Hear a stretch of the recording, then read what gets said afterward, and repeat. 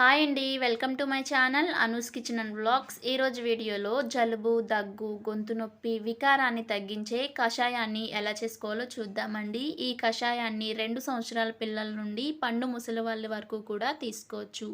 అలాగే ఈ చలికాలంలో ఎక్కువగా జలుబు చేస్తూ ఉంటుంది కదండి, అందరికీ కూడా స్ప్రెడ్ అయిపోతుంది.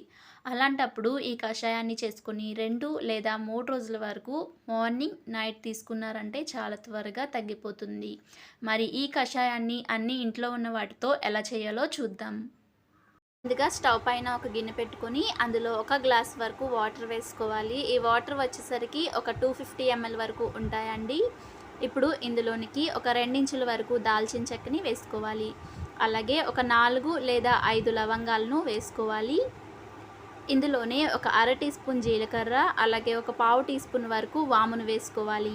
వాము, జీలకర్ర వేయటం వలన మనకి అరుగుదలకు బాగా పనిచేస్తుందండి. తరువాత ఒక 2 ఇంచుల వరకు అల్లాన్ని కొద్దిగా దంచుకుని వేసుకోవాలి.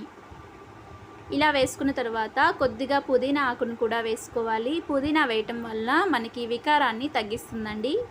తర్వాత కొద్దిగా తులసి ఆకుల్ని వేయాలి.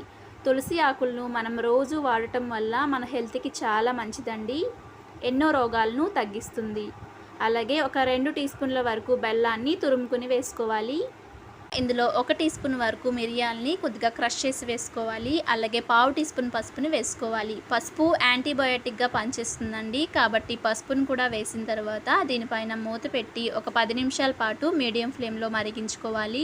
ఇలా ఒక 10 నిమిషాల పాటు మరిగించుకుంటే ఆ ఫ్లేవర్స్ అన్నీ కూడా వాటర్కి బాగా పడతాయండి. కాబట్టి ఈ విధంగా మరిగించుకున్న తర్వాత స్టవ్ ఆఫ్ చేసి కొద్దిసేపు గోరువెచ్చగా అయ్యేంత వరకు కూడా చల్లారనివ్వాలి.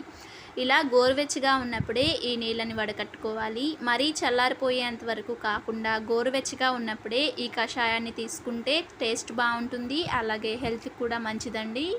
కాబట్టి మీరు కూడా ఈ చలికాలంలో ఎప్పుడైనా జలుబు, దగ్గు, అలాగే గొంతు నొప్పి, వికారం చేసినప్పుడు ఈ కషాయాన్ని ట్రై చేయండి. చాలా రిలీఫ్గా ఉంటుంది.